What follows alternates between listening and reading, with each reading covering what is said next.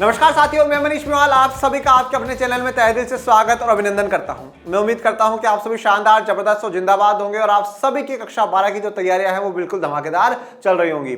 और इन्हीं धमाकेदार तैयारियों को और भी धांसू बनाने के लिए आज हम लोग पढ़ने जा रहे हैं कक्षा 12 की राजनीति विज्ञान में समकालीन विश्व राजनीति की किताब का अध्याय 5 समकालीन दक्षिण एशिया, कंटेम्प्रेरी साउथ एशिया हम लोग पढ़ रहे हैं। और आज उसमें हम चर्चा करेंगे lecture number 8।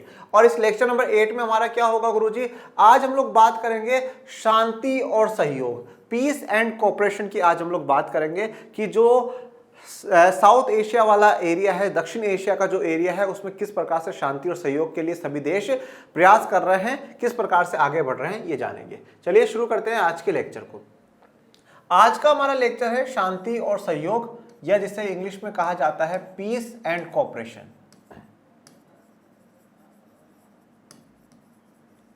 Piece and cooperation. वैसे तो बच्चों ये जो टॉपिक है ये हमारे इस चैप्टर का last and the final topic है। इस टॉपिक के साथ ये चैप्टर पूरा कंप्लीट हो जाता है। परंतु जो साउथ एशिया की जो टाइमलाइन है, वो टाइमलाइन का भी मैं एक लेक्चर लेकर के आऊंगा, जो कि हमारा नेक्स्ट लेक्चर होगा, लेक्चर नंबर 9। और उस लेक्चर के साथ हम चैप्टर को कंप्लीट कर देंगे, जिससे कि आपको पूरा साउथ एशिया के बारे में सारी जानकारी आपको मिल जाए। परंतु आज हम बात करेंगे शांति और सहयोग, पीस एंड कोऑपरेशन। देखिए, अभी तक आप लोगों ने जो जाना ना, आपने दक्षिण एशिया के बारे में जाना, आपने फिर पाकिस्तान में किस प्रकार से सेना और लोकतंत्र के लिए संघर्ष होता है, आपने बांग्लादेश में सेना और लोकतंत्र की चर्चा करी, आपने नेपाल में राजतंत्र लोकतंत्र देखा, आपने श्रीलंका में जातीय संघर्ष देखा। इस प्रकार की घटनाएं आपने पर्टिकुलर एक एक देश को समझा। फिर उन देशों के साथ भारत के किस प्रकार से संबंध है, मतलब भारत किस प्रकार से उनके साथ संघर्ष कर रहा है या सहयोग कर रहा है, ये हम लोगों ने जाना। अब हमारा लास्ट जो टॉपिक आता है वो ये आता है कि ये जो 7 देश हैं, दक्षिण एशिया के जो 7 देश हैं, ये सातों देश किस प्रकार से मिलकर के शांति सहयोग कर रहे हैं। एक एक देश एक दूसरे के साथ कैसे कर रहा है वो तो हमने देख लिया। भारत पाकिस्तान के साथ, नेपाल के साथ, भूटान के साथ, मालदीव के साथ, श्रीलंका के साथ, बांग्लादेश के साथ किस प्रकार से सहयोग कर रहा है, ये तो हम लोगों ने देख लिया। परंतु अब ये देखना है कि ये सभी मिलकर करके एक ग्रुप के रूप में, एक यूनियन के रूप में, एक संगठन के रूप में किस प्रकार से सहयोग कर रहे हैं और किस प्रकार से शांति स्थापित करने की कोशिश कर रहे हैं, वो हम लोगों को जानना है। तो आइए शुरू करते हैं लेक्चर को। क्या दक्षिण एशिया के देश एक दूसरे का सहयोग करते हैं या ये देश एक दूसरे से सिर्फ लड़ते रहते हैं? तो आपके दिमाग में भी ये सवाल आता होगा कि भैया आपने अभी तक देखा तो भैया उसके साथ विवाद है हमारा, उसके साथ पानी को लेकर के विवाद है, वो ये आरोप लगा रहा है, वो ये आरोप लगा रहा है। तो आपके मन में एक ऐसी छवि बन गई होगी कि यार ये तो सारे देश वो एक दूसरे के साथ लड़ते रहते हैं, सारे दिन लड़ते रहते हैं, कभी उस नाम पे, कभी इस नाम पे, कभी उस नाम पे। वो कहता है नहीं साहब इंडिया पावरफुल है, वो हम पर अटैक कर देगा, वो कहते हैं नहीं साहब हमारा ऐसा कर रहा है, ये कर रहा है। मतलब आपको ऐसा लग रहा होगा कि यार ये तो लड़ते रहते हैं। तो सवाल ये आता है कि क्या ये जो साउथ एशिया के देश हैं ये हमेशा एक दूसरे से लड़ते रहते हैं या सहयोग भी करते हैं? तो सहयोग भी करते हैं, बिल्कुल। अभी तक आपने जितना पढ़ा उसमें आपको ये तो देखने को मिला है कि सहयोग तो होता है, कोऑपरेशन तो होता है। और देखो, मैंने जैसे आपको कहा ना कि हमने यहाँ पे दक्षिण एशिया के देशों के संबंधों की चर्चा करी है बच्चों। संबंध या रिलेशन की जब जहां बात आती है तो उसमें दोनों चीजें हैं, उसमें संघर्ष भी है, दोनों चीजें बेटा, उसमें संघर्ष भी है और उसमें सहयोग भी है, दोनों ही चीजें हैं। तो यहां पर अगर संघर्ष हुआ है, कॉन्फ्लिक्ट हुए हैं, झगड़े हुए हैं, तो उसके साथ साथ इन सभी देशों के बीच में छोटी से लेकर के बड़ी बात तक सहयोग भी हुआ है, कोऑपरेशन भी हुआ है। अनेक संघर्षों के बावजूद दक्षिण एशिया के देश आपस में दोस्ताना रिश्ता तथा सहयोग के महत्व को पहचानते हैं। शांति के प्रयास द्विपक्षीय भी हुए हैं और क्षेत्रीय स्तर पर भी हुए हैं। अनेक संघर्षों के बावजूद, ठीक है, आपने बहुत सारे संघर्ष देखे, भारत के पाकिस्तान के साथ संघर्ष देखे, भारत के बांग्लादेश के साथ संघर्ष देखे, भारत के श्रीलंका के साथ संघर्ष देखे। आपने अलग अलग देशों के साथ संघर्ष देखा कि किस प्रकार से छोटी से बड़ी बात को लेकर के तनाव है, झगड़ा है, नोकझोंक है। इन सभी नोकझोंक, इन सभी तनावों, इन सभी संघर्षों के बावजूद ये दक्षिण एशिया के जो 7 देश हैं, जो 7 के 7 कंट्रीज हैं, ये आपस में दोस्ताना रिश्ते और सहयोग के महत्व को बड़े अच्छे तरीके से समझते हैं। ये समझते हैं कि हमारी दोस्ती रहना, हमारी फ्रेंडशिप रहना बड़ी इंपॉर्टेंट है, हम एक दूसरे को सहयोग करना है, ये हमारा बड़ा जरूरी है। तो बहुत से संघर्ष हो सकते हैं, परंतु संघर्षों के बावजूद भी दक्षिण एशिया के जो सभी देश है वो दोस्ताना रिश्ते और सहयोग के महत्व को, इंपॉर्टेंस को समझ रहे हैं। देखिए, एक बात हमेशा ध्यान रखिए कि जैसा ऐसा नहीं है कि अगर आज हमारे किसी देश के साथ संबंध खराब है तो आगे भी खराब रहेंगे या पहले भी हमारे खराब रहे, ऐसी बात नहीं है। देखो, किसी भी देश के साथ जो संबंध बनते हैं या बनाए जाते हैं वो अपने देश के हित को देख करके बनाए जाते हैं। आज हम रशिया के साथ संबंध रखेंगे या अमेरिका के साथ संबंध रखेंगे, हम ये इस बात पे तय नहीं करेंगे कि रशिया या अमेरिका को क्या फायदा होगा, हम इस बात के हिसाब से देखेंगे कि हमें कौन से देश के साथ संबंध रखने में फायदा मिलेगा, हमें किसके साथ कैसा व्यवहार करना है, किसके साथ कैसा व्यवहार नहीं करना। हम देश के हितों को देख कर करके बात करते हैं कि हमारे देश के जो हित है, हमारे देश के जो फायदे हैं वो क्या है। तो ऐसा जरूरी नहीं कि जो देश अगर पहले कभी हमारा विरोधी रहा हो वो आज भी विरोधी हो सकता है हमारे रिश्तों में सुधार आ गया हो, या ऐसा नहीं है जो पहले अच्छे थे आज भी अच्छे रहे, तो हमारे रिश्ते कहीं खराब भी हो सकते हैं। तो हमेशा जो भी अगर संबंध बनाए जाते हैं वो देश हित के लिए बनाए जाते हैं, अपने देश के हित देख करके ही करा जाता है। अगर आज ये जितने भी छोटे देश हैं वो भारत का सहयोग कर रहे हैं, क्यों कर रहे हैं, उनको लगता है कि भारत दक्षिण एशिया में बड़ी शक्ति है तो इसकी ताकत का हमें फायदा मिलेगा। और भारत जो समर्थन करता है वो इसलिए कि भाई सभी पड़ोसी देश है वो मिलजुल करके रहे, भारत को उसका फायदा ही रहेगा। शांति के प्रयास द्विपक्षीय भी हुए हैं और क्षेत्रीय स्तर पर भी हुए हैं। देखिए, शांति के प्रयास द्विपक्षीय, द्विपक्षीय का मतलब क्या है, जहां पर दो पक्ष हो, मतलब दो देशों के बीच में भी क्या हुआ है, शांति की कोशिशें हुई है। जैसे आपने देखा कि कहीं पे भारत और श्रीलंका मुक्त व्यापार के लिए समझौता कर रहा है, भारत और नेपाल में वीजा पासपोर्ट की जरूरत नहीं, बिना आराम से आप घूम फिर सकते हो। तो अलग अलग प्रकार के क्या करे गए हैं, दो देशों के बीच में समझौते करे गए हैं। और क्षेत्रीय स्तर पर भी करे गए, मतलब ये जो पूरा क्षेत्र है, जो पूरा दक्षिण एशिया का जो ये एरिया है, इस एरिया पर कि भाई हम सातों देश मिलकर करके कुछ समझौते करें जिसमें शांति स्थापित हो। दक्षिण South Asian Association for Regional Cooperation, SAARC, दक्षिण एशिया देशों द्वारा बहुस्तरीय साधनों से आपस में सहयोग करने की दिशा में उठाया गया बड़ा कदम। इसकी शुरुआत 1985 में हुई। दुर्भाग्य से विभेदों के मौजूदगी के कारण दक्षिण को ज्यादा सफलता नहीं मिली। अब अगर हम बात करें तो एशिया का हम एक दूसरा संगठन के बारे में पढ़ने जा रहे हैं। पहला जो संगठन हमने पढ़ा, हमने देखा था आसियान। किसकी बात करी थी, आसियान की बात करी थी। इस आसियान में 10 कंट्री थे। कितने कंट्री थे, 10 कंट्री थे। ये कब बना था, ये 1967 में, 1967 में आसियान बना था। आसियान एक बड़ी ताकत एशिया में मानी जाती है। आसियान के 10 देशों के बीच में ज्यादा संघर्ष या ज्यादा तनाव देखने को हमें नहीं मिला। एक बेहतर इकोनॉमी के रूप में आज आसियान काम कर रहा है। एक बड़ी शक्ति के रूप में हम आसियान का नाम ले सकते हैं। उसी प्रकार से ये वाला जो रीजन है, साउथ एशिया का जो रीजन है, वहां पर कौन से रीजन की बात करी गई थी, साउथ ईस्ट एशिया, दक्षिण पूर्व एशिया था। यहां पे पूर्व नहीं दक्षिण एशिया की बात करी गई है। तो अब यहां पे जैसे आसियान बना हुआ है तो यहां पर भी दक्षिण बनाया गया, जिसको इंग्लिश में कहा जाता है सार्क। और सार्क की फुल फॉर्म क्या है, साउथ एशियन, ठीक है। तो साउथ एशियन मतलब दक्षिण एशिया, उनका एसोसिएशन है, मतलब उनकी संगठन है।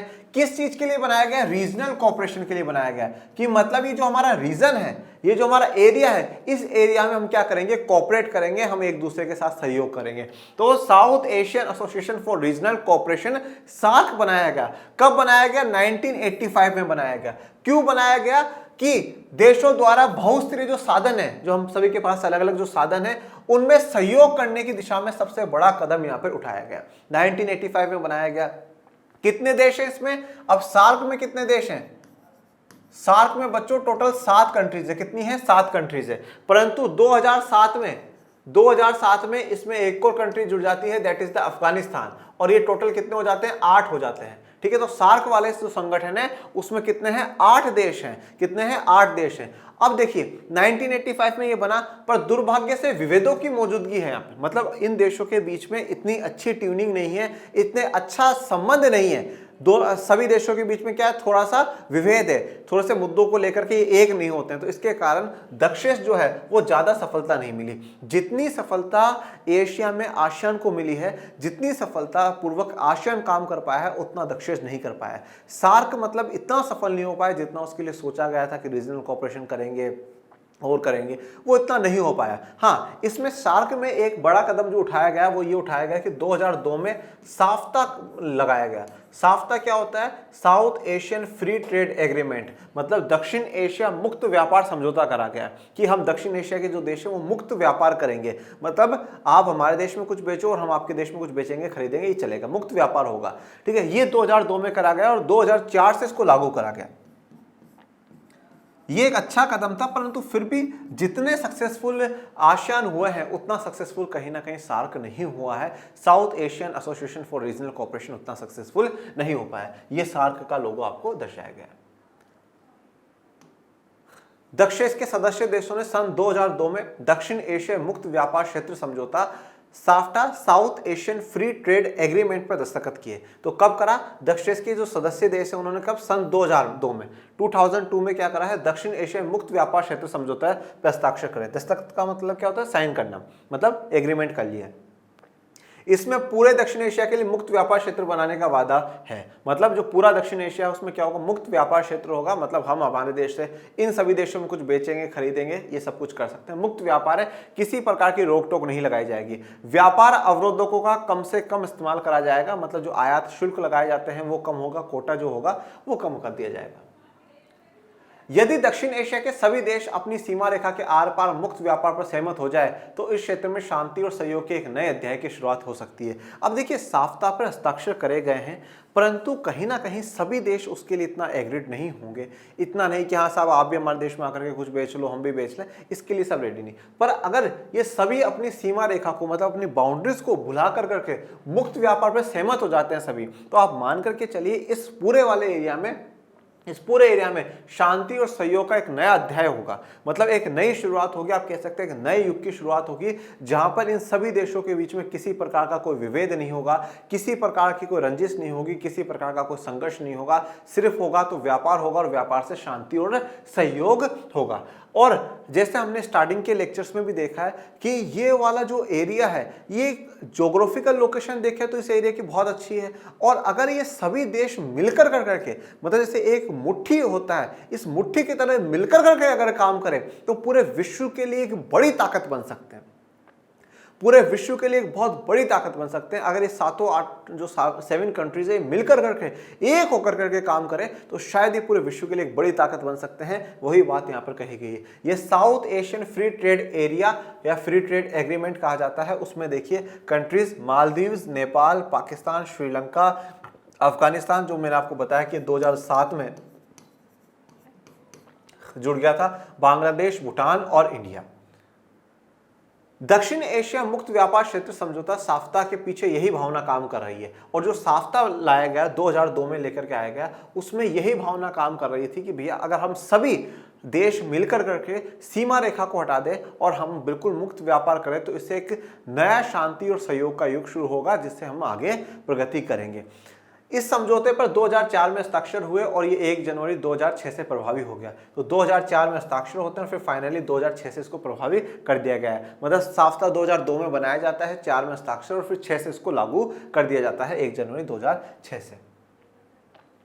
इस समझौते का लक्ष्य है कि इन देशों के बीच आपसी व्यापार में लगने वाले सीमा शुल्क को कम कर दिया जाए। अब देखिए, अब सबसे पहली बात, जब हम बात करते हैं मुक्त व्यापार की या फ्री ट्रेड की हम बात करते हैं तो इसका मतलब क्या होता है? देखिए, आपने छोटी क्लासेस में क्लास 10th तक पढ़ा होगा व्यापार अवरोधक। क्या पढ़ा है? व्यापार अवरोधक।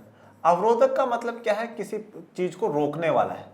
ठीक है, जैसे हम कहते हैं ना स्पीड ब्रेकर होता है, तो स्पीड ब्रेकर क्या है? स्पीड अवरोधक है, स्पीड को रोकने वाला है, स्पीड को कम करने वाला है। तो व्यापार अवरोधक क्या है? व्यापार को अवरोध करने वाला, व्यापार को रोकने वाला है। तो अब जब दो देशों के बीच में व्यापार होता है उसको अंतर्राष्ट्रीय व्यापार कहा जाता है। राष्ट्रों के बीच का व्यापार अंतर्राष्ट्रीय व्यापार है। और इस अंतर्राष्ट्रीय व्यापार में किसी देश के साथ व्यापार को नियमित करने के लिए, मतलब ज्यादा करने के लिए, बढ़ाने के लिए और घटाने के लिए व्यापार अवरोधकों का इस्तेमाल करा जाता है। इस व्यापार अवरोधक में 2 चीजें आती हैं बेटा। एक होता है आयात शुल्क, आयात शुल्क, या जिसको यहां पे जो शब्द प्रयोग करा गया है वो सीमा शुल्क है, जिसको इंग्लिश में क्या कहा जाता है? टैरिफ कहा जाता है। और दूसरा होता है बेटा कोटा। अब दोनों क्या है इसको समझो। आयात शुल्क या सीमा शुल्क क्या होता है? जब भी कहीं बाहर से कोई सामान आता है तो उस पर सरकार टैक्स लगाती है एक प्रकार का, क्या वहां से सामान आए। अब जैसे मान लीजिए अगर सरकार की इच्छा है कि उस देश के साथ अपना व्यापार बढ़ना चाहिए, तो सरकार क्या करेगी? जो टैक्स लग रहा है उसको कम से कम कर देगी, जिससे क्या होगा? वो प्रोडक्ट सस्ता हो जाएगा, देश की जनता खरीदेगी और उसकी और डिमांड करेगी, मतलब वहां से और सामान आएगा। और अगर सरकार चाहती है कि नहीं नहीं भैया इनके साथ व्यापार को बढ़ाना नहीं, तो सरकार क्या करेगी? उस पर आयात शुल्क ज्यादा लगा देगी। ये ज्यादा आयात शुल्क क्या है? व्यापार में रोक है, क्योंकि ज्यादा आयात शुल्क लगा मतलब महंगा हुआ जनता खरीदेगी नहीं, सामान वापस लौट जाएगा। तो आयात शुल्क या सीमा शुल्क को कम से कम करना मुक्त व्यापार की बात होती है कि भैया फ्री ट्रेड का मतलब है कि या तो हम बिल्कुल किसी प्रकार का सीमा शुल्क नहीं लगाएंगे, और लगाएंगे तो बिल्कुल ना के बराबर लगाएंगे भैया, तो हम जिससे कि व्यापार कर सके। कोटा क्या होता है? कोटे का अर्थ होता है कि इसमें एक लिमिट कर दी जाती है, इतना ही सामान खरीदेंगे। रोक लगा दी ना, अवरोधक आ गया ना, इतना ही, 100 ही मोबाइल खरीदेंगे, 50 ही पेन खरीदेंगे, 5000 टी शर्ट ही खरीदेंगे, इससे ज्यादा नहीं, बस इससे ज्यादा उद्देश्य है। तो ये व्यापार को रोकने वाले, व्यापार को कम करने वाली जो गतिविधि है उनको व्यापार अवरोधक या ट्रेड बैरियर्स के नाम पर जानते हैं। तो जब भी बात आती है कि मुक्त व्यापार समझौते किसी देशों के बीच में होते हैं, तो वहां पर ऐसे सीमा शुल्कों को और ऐसे कोटे को कम करना ही होता है, और यही उद्देश्य यहाँ पे दक्षेश का भी है। दक्षेश भी क्या चाहता है कि आपसी व्यापार में लगने वाले जो सीमा शुल्क उनको कम कर दिया जाए। कुछ छोटे देश मानते हैं कि साफ्टा की ओट लेकर भारत उनके बाजार में सेंध मारना चाहता है और व्यावसायिक उद्यम तथा व्यावसायिक मौजूदगी के जरिए उनके समाज और राजनीति पर असर डालना चाहता है। अब देखिए, अभी जो छोटे देश हैं, इन छोटे देशों को, मतलब छोटे देश का मतलब भारत को छोड़ करके बाकी सभी छोटे देश, उन सभी को ये लगता है कि जो साफ्टा बना है, south Asian free trade area या फ्री ट्रेड एग्रीमेंट जो है, ये जो साफ्टा बना है इसकी ओट में, ओट का मतलब क्या होता है? उसके सपोर्ट पे, उसके नाम पर, ठीक है, उसके नाम पर, कि साफ्टा के नाम पर, मतलब साफ्टा जो बनाया है, ये साफ्टा क्यों बनाया है? बोले इसमें क्या करेगा, भारत उनके बाजार में सेंध मारना चाहता है, मतलब इन छोटे देशों के मार्केट में इंडिया घुसना चाहता है। क्योंकि अब देखो, इंडिया तो क्या है कि ताकतवर देश है, इंडिया में काफी बड़े बड़े बिजनेसमैन भी हैं, तो वो तो क्या करेंगे, आसानी से इन देशों में जाएंगे और अपनी फैक्ट्री या इंडस्ट्रीज खोल लेंगे। पर इन छोटे देशों को लगता है कि अगर इस प्रकार से आगे तो हमारा तो यहाँ का जो छोटा छोटा जो उत्पादक हैं वो खत्म हो जाएंगे, वो बिल्कुल ही फिनिश हो जाएंगे, और सारा जो मार्केट उस पर कंट्रोल किसका हो जाएगा? इंडिया के जो बड़े बड़े बिजनेसमैन हैं, इंडिया की सरकार है, उसका हो जाएगा। तो यहाँ के जो छोटे देशों को ये लगता है कि साफ्टा के थ्रू, इस south Asian free trade agreement के थ्रू इंडिया क्या कर रहा है कि हमारे मार्केट को, मतलब इन छोटे देशों के मार्केटों को कंट्रोल करना चाहता है। और जब एक बार मार्केट कंट्रोल आ गया, मतलब खूब उनके हाथ में, इंडिया के हाथ में और पैसों की पावर आ जाएगी, तो इंडिया क्या करेगा, हमारे देश के समाज को, हमारी सोसाइटी को और यहाँ की राजनीति पर क्या असर डालना शुरू कर देगा, ठीक है, सोसाइटी को इफेक्ट करना शुरू कर देगा, यहाँ की राजनीति में क्या होगा क्या नहीं होगा उनको तय करना जो शुरू कर देगा वो भारत कर देगा। ये इन छोटे देशों के मन में एक भ्रम है, एक वहम है कि साफ्टा की ओट में इंडिया इनके मार्केट्स को कंट्रोल करना चाहता है, इंडिया इनकी सोसाइटी को कंट्रोल करना चाहता है, और इंडिया इनकी राजनीति, इनकी पॉलिटिक्स को कंट्रोल करना चाहता है। भारत सोचता है कि साफ्टा से इस क्षेत्र के हर देश को फायदा होगा और क्षेत्र में मुक्त व्यापार बढ़ने से राजनीतिक मसलों पर सहयोग ज्यादा बेहतर होगा। अब जो छोटे देश हैं वो तो क्या सोचते हैं, वो तो ये सोचते हैं कि इंडिया क्या करेगा, साफ्टा के थ्रू उनके मार्केट को कंट्रोल करेगा, उनकी सोसाइटी को कंट्रोल करेगा, उनकी राजनीति पॉलिटिक्स को कंट्रोल करेगा, कौन क्या बनेगा कौन क्या नहीं सब कुछ इंडिया तय करेगा इस प्रकार से। परंतु भारत क्या सोचता है, भारत ये सोचता है कि साफ्टा अगर उसको सही से लागू कर लेते हैं, उसको फॉलो कर लेते हैं सभी देश, तो इससे हर देश को फायदा होगा। ये जो 7-8 देश इस साफ्टा में जुड़े हुए हैं, इन सभी को बढ़िया फायदा होगा। क्यों फायदा होगा? जैसे देखो, आज आप ये देख रहे हो कि इंडिया की इसमें महाशक्ति है, सुपर पावर के तौर पे है दक्षिण एशिया में। अगर देखिए इंडिया के बिजनेसमैन वहां जाएंगे तो एक तो क्या होगा, वहां के लोगों को वहां फैक्ट्री लगेगी और लगेगी, तो उससे क्या होगा, वहां के लाखों लोगों को रोजगार मिल जाएगा। दूसरी बात, वहां पे कोई प्रोडक्ट बनेगा तो made in Nepal, made in Sri Lanka, made in Bangladesh ऐसा लिखा आएगा, तो वहां का प्रचार प्रसार भी होगा, वहां की जीडीपी में ग्रोथ होगी तो बढ़ावा ही होगा, और जो सामान इजीली इंडिया में उपलब्ध है वो इन छोटे देशों में भी उपलब्ध हो जाएगा, ठीक है। और यहाँ के छोटे देशों की भी कोई बड़ी कंपनी अगर इंडिया में इन्वेस्ट करना चाहती है तो वो भी बहुत अच्छी बात है। तो भारत का तो ये सोचना है कि जो साफ्टा है इससे सभी देशों को फायदा होगा, और इस मुक्त व्यापार से, ये जो मुक्त व्यापार है इससे क्या होगा, व्यापार बढ़ेगा, इससे व्यापार में इंक्रीमेंट आएगा, व्यापार इंक्रीज होगा। पहले जहां पे अगर 10 करोड़ का बिजनेस हो रहा है 100 करोड़ का होगा, 150 करोड़ का होगा, 250 करोड़ का बिजनेस होगा, तो व्यापार बढ़ेगा। और जैसे जैसे अगर हमारा व्यापार बढ़ता जाएगा तो इससे क्या होगा, जो सहयोग है एक दूसरे देशों के बीच में, वो सहयोग हमारा क्या हो जाएगा, बेहतर हो जाएगा, सहयोग हमारा इंक्रीज होता जाएगा, कोऑपरेशन होता जाएगा। और अगर हम सभी देशों में सहयोग बना रहेगा तो हम इस एरिया में क्या है, शांति भी बनी रहेगी। मतलब व्यापार के बढ़ने से, ट्रेड के बढ़ने से सहयोग बढ़ेगा, कोऑपरेशन बढ़ेगा इन देशों के बीच में, क्योंकि एक दूसरे देश को पता है यार देखो मैं अपना वहां इतना सामान बेचता हूं और इसको पता है कि यार वहां से अपना इतना सामान सस्ते में आ जाता है, तो नहीं भैया उन पर अटैक नहीं करना, उनसे लड़ना नहीं है। ठीक है, दोनों को फायदा हो रहा है। जब फायदा हो रहा है दोनों एक दूसरे के साथ कोऑपरेशन करते रहेंगे, कोऑपरेट करते रहेंगे तो कोई किसी से लड़ेगा झगड़ेगा नहीं, तो शांति बनी रहेगी। तो व्यापार बढ़ाने से तो भारत तो ये कहता है कि भैया साफ्टा से सभी को फायदा है, और इसी से फिर राजनीतिक मसले भी सहयोग होंगे जिससे कि शांति बनी रहेगी। ये जो तस्वीर दिखाई गई ये भारत के माननीय प्रधानमंत्री श्री नरेंद्र मोदी जी हैं और ये नेपाल के प्रधानमंत्री हैं। भारत में कुछ लोगों का मानना है कि साफ्टा के लिए परेशान होने की जरूरत नहीं है, क्योंकि भारत भूटान, नेपाल और श्रीलंका से पहले ही द्विपक्षीय व्यापार समझौता कर चुका है। अब देखो भारत में कुछ लोगों का ऐसा मानना है कि अगर साफ्टा को बाकी देश फॉलो नहीं करते तो कोई दिक्कत वाली बात नहीं, चिंता का विषय ही नहीं है। साफ्टा को तो उठा करके साइड में रख दो, चिंता का विषय नहीं बोला। क्यों चिंता का विषय नहीं बोला? यार मुक्त व्यापार नहीं होगा और नहीं होगा, तो बोले इसमें चिंता की क्या बात है। साफ्टा में जो देश हैं उनमें से ज्यादातर देशों के साथ तो भारत ने ऑलरेडी द्विपक्षीय व्यापार समझौता कर रखा है। मतलब भारत ने उन एक एक देशों के साथ कह रखा है हम आपके देश में मुक्त व्यापार करेंगे। जैसे कि भूटान के साथ, तो भूटान तो अपना बहुत अच्छा दोस्त है, तो वहां आराम से आप व्यापार कर सकते हो। नेपाल की तो मतलब बाउंड्री नहीं अपनी हो नेपाल की, तो हाँ आओ जाओ मस्त रहो। और श्रीलंका के साथ भी हमारे बेहतरीन संबंध है, इससे कोई ज्यादा खराब संबंध भी नहीं, तो इनके साथ तो द्विपक्षीय व्यापार समझौता कर ही रखा है। भारत भूटान के बीच में मुक्त व्यापार है, नेपाल भूटान के बीच में भारत और श्रीलंका के, भारत नेपाल भारत भूटान सबके बीच में क्या है, मुक्त व्यापार समझौता ऑलरेडी हो रखा है। ठीक है, अब जो बाकी देश कौन से रहे, जैसे कि बाकी रह गया एक तो बांग्लादेश, तो बांग्लादेश के साथ भी भारत का है द्विपक्षीय समझौते हैं भारत के। मालदीव के साथ भी बेहतर है, एक पाकिस्तान बाकी रह जाता है। तो बाकी तो सभी के साथ हमारे अच्छे व्यापार समझौते हैं, तो फिर साफ्टा के लिए हमें इतना चिंतित होने की आवश्यकता नहीं है। हालांकि भारत और पाकिस्तान के संबंध कभी खत्म न होने वाले झगड़ों और हिंसा की एक कहानी जान पड़ते हैं, फिर भी तनाव को कम करने और शांति बहाल करने के लिए इन देशों के बीच लगातार प्रयास हुए हैं। देखिए अब भारत और पाकिस्तान के जो संबंध है ना, वो ऐसे संबंध नजर आते हैं जो कि कभी झगड़ा खत्म ना होने वाले संबंध हो, मतलब उनके बीच में हमेशा ही झगड़ा चलता रहता है, पर फिर भी तनाव को कम करने और शांति को स्थापित करने, बहाल करने मतलब शांति को स्थापित करने के लिए दोनों ही देशों की तरफ से लगातार प्रयास हुए हैं कि भैया शांति स्थापित हो जाए, पीस बना रहे, सहयोग जो है एक दूसरे देशों में वो बना रहे।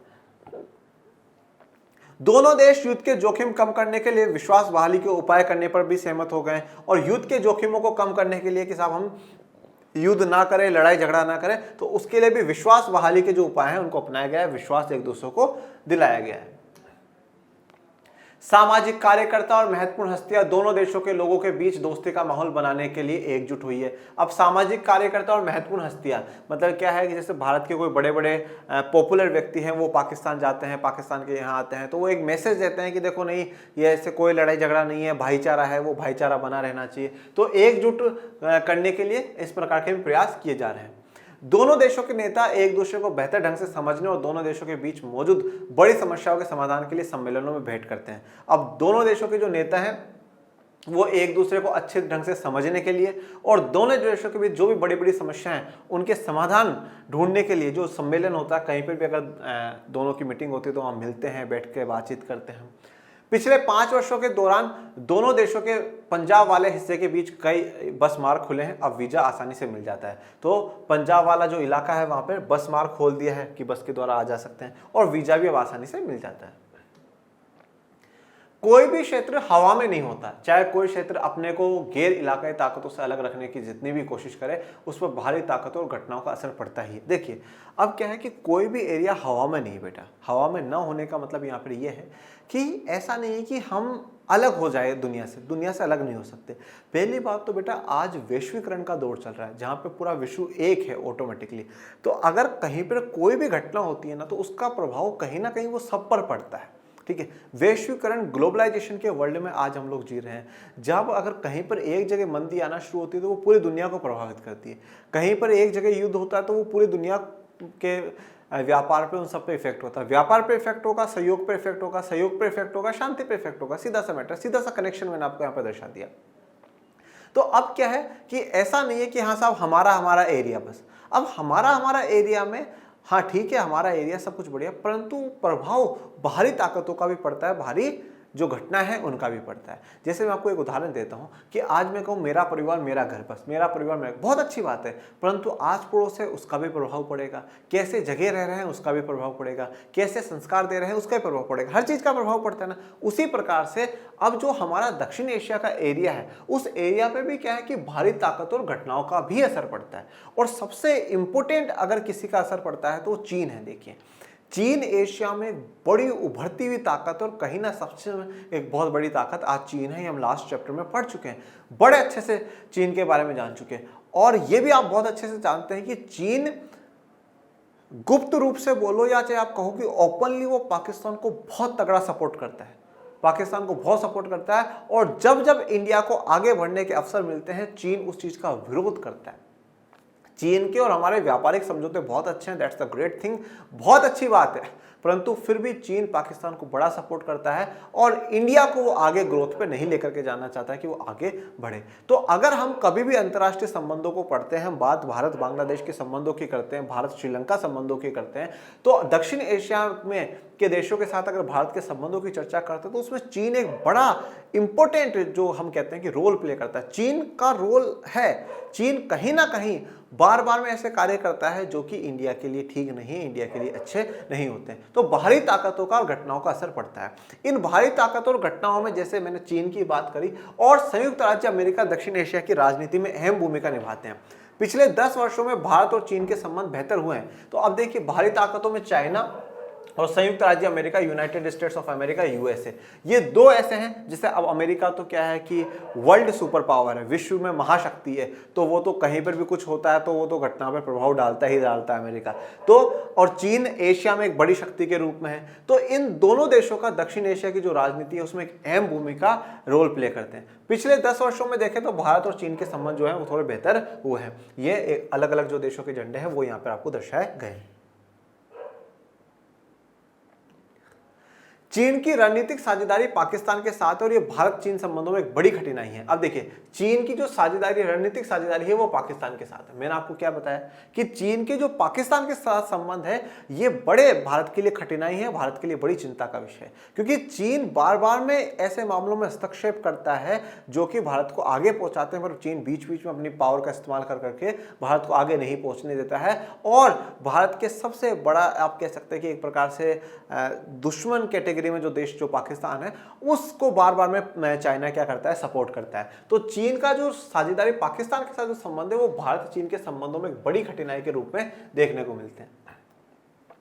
विकास की जरूरत और वैश्वीकरण के कारण एशिया महादेश के ये दो बड़े देश ज्यादा नजदीक आए। सन 1991 के बाद से इन आर्थिक संबंध ज्यादा मजबूत हुए हैं। अब देखिए विकास की जरूरत को समझते हुए कि भैया इंडिया ये सोचता नहीं है साहब अपने देश का भी विकास होना चाहिए, और चाइना ये सोचता है कि अपने देश का विकास होना चाहिए। विकास की जरूरतों को समझा कि डेवलपमेंट बड़ा जरूरी है, झगड़ों को, लड़ाई को, तनाव को, संघर्ष को हमें भुला देना चाहिए। और उसके साथ वैश्वीकरण के कारण कि वैश्वीकरण का दौर चल रहा है।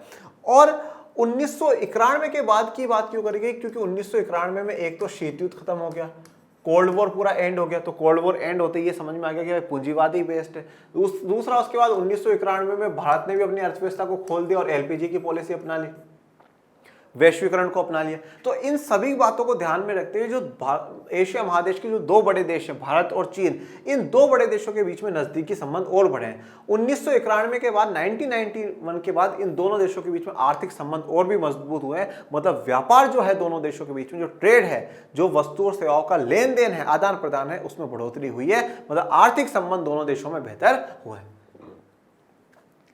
शीत युद्ध के बाद दक्षिण एशिया में अमेरिका प्रभाव तेजी से बढ़ा है। अमेरिका ने शीत युद्ध के बाद भारत और पाकिस्तान दोनों से अपने संबंध बेहतर किए। अब शीत युद्ध के बाद दक्षिण एशिया में अमेरिका का प्रभाव तेजी से बढ़ा है, क्योंकि शीत युद्ध खत्म होने के बाद ये तय हो चुका था कि वे जो सबसे बड़ी सुपर पावर, जो महाशक्ति है, वो अमेरिका है। और अमेरिका ने कहीं ना कहीं विश्व में हर जगह, हर एरिया, हर क्षेत्र को प्रभावित करा है। तो दक्षिण एशिया कैसे छोड़ सकता है। तो दक्षिण एशिया में शीत युद्ध की समाप्ति के बाद अमेरिका ने भारत और पाकिस्तान दोनों से अपने संबंध बेहतर किए हैं। विशेष करके कहेंगे कि भारत के साथ उन्होंने संबंधों को सुधारा, क्योंकि शीत युद्ध से पहले भारत के साथ अमेरिका के संबंध इतने बेहतर नहीं थे। क्यों नहीं थे? क्योंकि कहा जाता था कि भारत का जो झुकाव है वो समाजवाद की तरफ ज्यादा झुकाव है, भारत का जो झुकाव है वो सोवियत संघ की तरफ ज्यादा झुकाव है, इसलिए अमेरिका की थोड़ी भारत के साथ ठीक नहीं बन रही थी। परंतु 1991 के बाद जब भारत ने अपनी इकोनॉमी को खोल दिया, इसके बाद अमेरिका ने भारत के साथ और भी बेहतर संबंध स्थापित किए। वह भारत पाक के बीच लगातार मध्यस्थ की भूमिका निभा रहा है। दोनों देशों में आर्थिक सुधार हुए हैं और उदार नीतियां अपनाई गई है, और भारत और पाक के बीच में मध्यस्थता कर रही जा रही है कि भाई आप दोनों झगड़ा मत करो, व्यापार को बढ़ावा दो, शांति सहयोग को बढ़ावा दो। और दोनों ही देशों में आर्थिक सुधार हुए हैं, जैसे कि भारत में तो आपको पता है 1991 में हुई है, और उदार नीतियां अपनाई गई। उदार नीतियों का मतलब क्या है? ऐसी नीतियां जिसमें व्यापार जो अवरोधक है, जो ट्रेड बैरियर्स हैं, उनको कम से कम कर दिया गया। ठीक है, उसको उदारीकरण की नीति कहते हैं। इससे दक्षिण एशिया में अमेरिकी भागीदारी ज्यादा गहरी हुई। अमेरिका में दक्षिण एशिया मूल के लोगों की संख्या अच्छी खासी है। तो अब जब उदारीकरण की नीति अपनाई गई, एलपीजी लिबरलाइजेशन अपनाया गया, तो उस लिबरलाइजेशन में क्या था कि ये जो व्यापार अवरोधक है, जो हम सीमा शुल्क लगाते हैं उनको कम कर देंगे, कोटा है उसकी संख्या को बढ़ाएंगे कि हाँ साहब इतना सामान अब हम लोग खरीद सकते हैं, लिमिट्स जो है वो लिमिट्स हटा देंगे। तो इससे क्या हुआ कि अमेरिका को एक अच्छा खासा जो है मार्केट इंडिया में भी मिलता है, पाकिस्तान में भी मिल जाता है। तो इस कारण अमेरिका की दक्षिण एशिया में अब थोड़ी सी इन्वॉल्वमेंट है वो थोड़ी सी बढ़ गई है। और अमेरिका में अगर आप देखेंगे तो दक्षिण एशिया की जो मूल जनसंख्या है वो आपको काफ़ी अच्छी खासी देखने को मिलेगी। मतलब भारत के जो लोग हैं वो काफ़ी वहाँ पर अमेरिका में रह रहे हैं। ओके, फिर इस क्षेत्र की जनसंख्या और बाजार का आकार भी भारी भरकम है। अब देखिए जो दक्षिण एशिया है इसमें काफ़ी भारी जनसंख्या रह रही है, मतलब काफ़ी जनसंख्या। आज अगर मौजूदा दौर में बात करूँ तो 140 करोड़ तो इंडिया में अकेले में है, हाँ? तो 140 करोड़ तो इंडिया में। अब देखिए कोई भी देश इंडिया की तरफ इतना अट्रैक्ट क्यों होता है, उसके कारण क्या है? पहली बात तो यह है कि इंडिया का जो मेन पावर है, जो ह्यूमन कैपिटल है, मानव पूंजी कहते हैं, वो बड़ी अच्छी मानी जाती है। कहा जाता है कि भारतीय द्वारा करा गया काम मतलब लाखों में एक है, करोड़ों में ही एक है। इसलिए आप देखिए कि अमेरिका में भी जो बड़ी बड़ी कंपनियों के सीईओ बनकर के बैठे हैं वो भारतीय बनकर करके बैठे हैं। आपने देखा इंग्लैंड में जो आज प्राइम मिनिस्टर है वो एक इंडियन ओरिजिन के हैं। और अभी कुछ दिनों में ही, 2-3 दिनों में ही सिंगापुर के राष्ट्रपति के चुनाव हुए, शायद 5-7 दिन अप्रोक्सीमेट हो गए होंगे। तो वहाँ के जो राष्ट्रपति के चुनाव में जो जीते हैं वो भी भारतीय मूल के व्यक्ति जीते हैं, जिनको 70% से अधिक वोट मिलते हैं, शायद 74 या 75% के अनुसार वोट मिलते हैं। तो मतलब भारतीयों का काम बोलता है, भारतीयों का काम बोलता है कि साहब भारतीय जो काम करते हैं वो गजब का काम करते हैं। दूसरी बात क्या है कि इंडिया में जब भी कोई भारतीय देश की कंपनी इन्वेस्ट करना चाहती है तो एक तो यहाँ पे उनको जो श्रम है, जो लेबर है, वो बड़े सस्ते में मिल जाती है। उससे क्या होता है, उनका जो सामान है वो बड़ा सस्ते में बन जाता है, और अब उनको बेचने के लिए दूसरी जगह भी जाने की आवश्यकता नहीं, क्योंकि ऑलरेडी इंडिया में इतने कंज्यूमर से, इतने उपभोक्ता है कि वही उनका सामान खरीद लेंगे। तो अच्छी खासी अर्निंग का सोर्स भी हो जाता है। तो जनसंख्या बहुत ज़्यादा है और बाजार का आकार भी भारी भरकम है। बाजार के आकार होने का मतलब क्या है कि वस्तुओं को जो खरीदने वाले लोग हैं वो भी बहुत है, मतलब उपभोक्ता भी बहुत है यहाँ पे इंडिया में। तो आपको बेचने के लिए जाना ही नहीं है, दूसरे देशों की चिंता ही नहीं करनी, आप यहीं इंडिया में बेच लो, बहुत है। इस कारण इस क्षेत्र की सुरक्षा और शांति के भविष्य से अमेरिका के हित भी बंधे हुए हैं। तो इस एरिया में अगर सुरक्षा बनी रहेगी, शांति बनी रहेगी, तो उससे अमेरिका के भी हित हैं, अमेरिका को भी फायदा है। और अमेरिका के लिए तो ऐसा कहा जाता है कि अमेरिका किसी का भी सगा नहीं है, ठीक है ना। अमेरिका के लिए बात यूज करी जाती है कि अमेरिका किसी का भी सगा नहीं है, अमेरिका सिर्फ और सिर्फ अपने हित देखता है। उसको जब तक किसी देश से फायदा मिल रहा है, फायदा लग रहा है, रिश्ता रखेगा, नहीं तो वो उसको छोड़ देगा। ऐसा अमेरिका के लिए कहा जाता है, ठीक है। तो अमेरिका के हित भी इस क्षेत्र से बंधे हुए हैं। बहरहाल दक्षिण एशिया को संघर्षों की आशंका वाले क्षेत्र के रूप में पहचाना जाता रहेगा, अथवा ये एक ऐसे क्षेत्रीय गुट के रूप में उभरेगा जिसके सांस्कृतिक गुण, धर्म तथा व्यापारिक हित एक है। ये बात किसी बाहरी शक्ति से ज्यादा यहाँ के लोगों और सरकारों पर निर्भर है। देखो, अब भविष्य में दक्षिण एशिया को संघर्षों वाला एरिया माना जाएगा, या एक ऐसा एरिया जो कि सांस्कृतिक रूप से एक होगा, व्यापारिक रूप से एक होगा। ये सब जो निर्भर करता है, ये बाहरी शक्तियों पर निर्भर नहीं करता, ये निर्भर करता है यहाँ के देश के लोगों पे और यहाँ की देश की सरकारों पर, ठीक है। यहाँ के लोग और यहाँ के देश की सरकारें किस प्रकार का व्यवहार करती है, किस प्रकार से एक दूसरे के साथ संबंध बना करके रखती है, यही तय करेगा कि इनके बीच में संघर्ष रहेगा या सहयोग रहेगा। सहयोग करेंगे तो गारंटी के साथ कहते हैं कि आने वाले समय में विश्व की एक बड़ी ताकत के रूप में सार्क या साउथ एशिया के देश हमें देखने को मिलेंगे, ठीक है।